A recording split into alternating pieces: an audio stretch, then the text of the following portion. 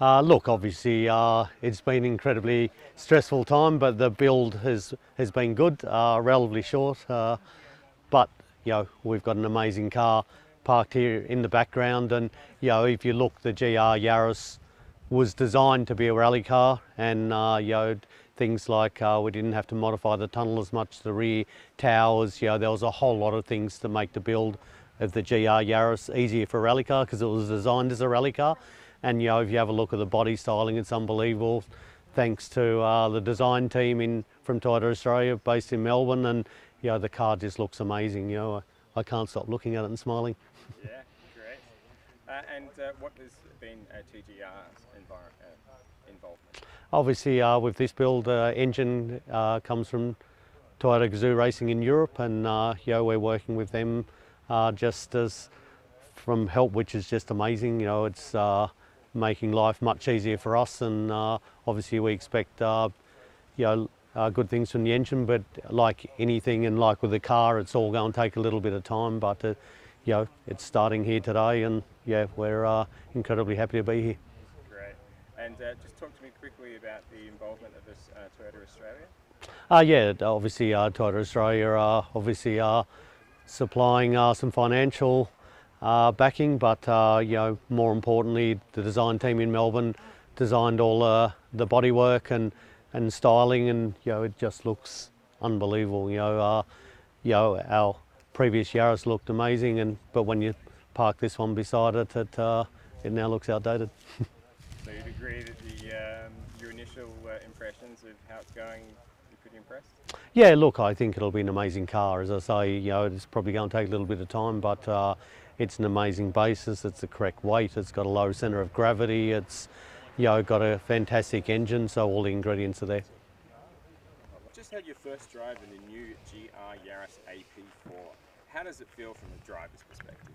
Yeah, always a very exciting moment when you get to drive a new rally car, and for me it feels already very cool and like it was designed to be. So we're getting pretty good torque from the engine, and I don't know, it's very early stages, but everything feels great. Excellent. And you won the ARC drivers title in 2019 with Lewis runner-up. So you must be looking forward to the new season that kicks off this weekend in Canberra. How do you think you'll go in the new GR Yaris AP4? Yeah, I guess we're coming in as the current Australian Rally Champions, so always a little bit of pressure to move forward with that, and debuting a new car makes I guess that pressure a little larger, but very much looking forward to getting out there and competing in it. It's what it's been built to do, and to have the new GR Yaris AP4 out on the stages is going to be, I think, very exciting for not only me but also all of the fans. So I think we can expect to have to ease into it a little bit and find our way slightly with the new car and constantly be making small adjustments throughout the first event. But the early signs are looking good, and I'm very excited to get it out on the stages. So Lewis, you worked a lot on this car. Tell us about the build.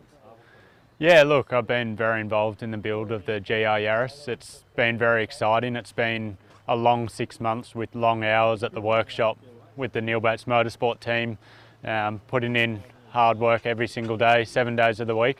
But it's exciting to see the GR Yaris finish now. It looks incredible, and we can't wait to see what it goes like. And how does it compare to the previous year's car? Look, there's a few differences. Mainly we're running the 3-cylinder engine, which will be the biggest difference.